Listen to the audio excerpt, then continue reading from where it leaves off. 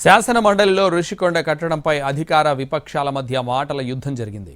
ఋషికొండపై భవనాలు ఇప్పుడు ఉపయోగపడుతున్నాయా అని మంత్రి అచ్చెన్నాయుడు అంటే తప్పులు జరిగితే కాంట్రాక్టర్కు బిల్లులు ఎందుకు చెల్లించారని వైసీపీ బొత్స నిలదీశారు. ఋషికొండ కట్టడాల్లో తప్పు జరిగితే ఎంక్వైరీ వేయండి అన్నారు.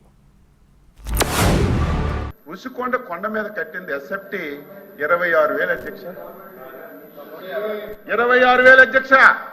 కమోటీ లక్షల కోట్ల రూపాయలు, లైట్లు లక్షల కోట్ల రూపాయలు.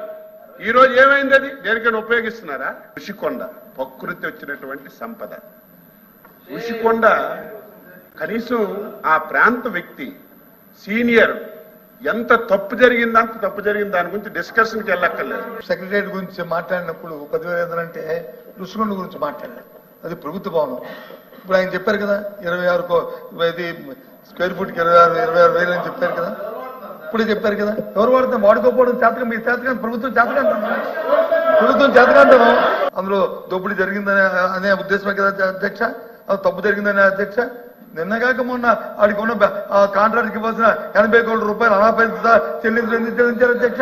ఏ కిడ్నాప్ చెల్లించారు అధ్యక్ష.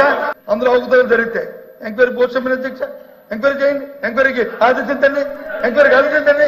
ఎవరు చేయమని అధ్యక్ష, తప్పు చేయమని అధ్యక్ష.